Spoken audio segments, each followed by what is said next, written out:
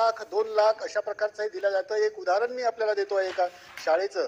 एका शाळेतला वार्षिक खर्च वेतनावरचा हा 3,60,00,000 आहे.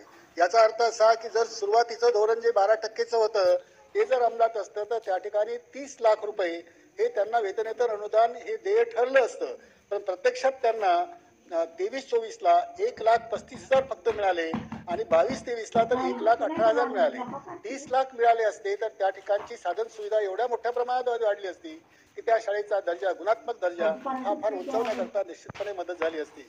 याशिवाय संच मान्यतेच्या संदर्भात आहे, RT देशाचा कायदा जो आहे हा देशाचा कायदा महाराज सभापती महोदय हा धोक्यात आलेला आहे. कारण RT मधल्या ज्या तरतुदी आहेत त्या तरतुदी पूर्णपणे या ठिकाणी व्हायोलेट केल्या गेलेल्या आहेत आणि संच मान्यतेचा जो नियम आहे 28/8/2015चा आणि त्यानंतर 15 मार्च 2024चा जो शासन निर्णय काढलेला आहे तो RTच्या तरतुदीचा भंग करणारा आहे. कारण त्यामध्ये 60 विद्यार्थ्यांपर्यंत म्हणजे 5 विद्यार्थी जरी असतील प्राथमिक मध्ये तरी 2 शिक्षकाची तरतूद करण्यात आलेली आहे. हे आहे. त्यानंतर शिक्षण सभापती महोदय, समाजाचा शिल्पकार असं शिक्षकाला म्हटलं जातं. समाजामध्ये सर्वोच्च स्थान असलेल्या एक मिनिट कन्क्लूड करते.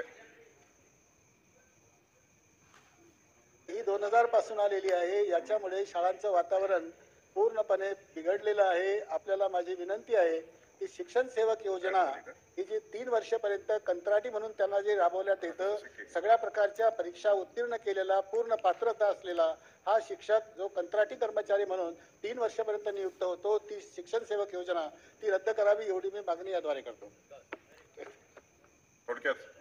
सभापती महोदय, समाजाचा शिल्पकार असं शिक्षकाला म्हटलं जातं. समाजामध्ये सर्वोच्च स्थान असलेल्या शिक्षकाला आज या सर्वोच्च पदावरती पाहून सभागृहातल्या आम्हा सर्व शिक्षक आमदारांना हर्ष झालेला आहे.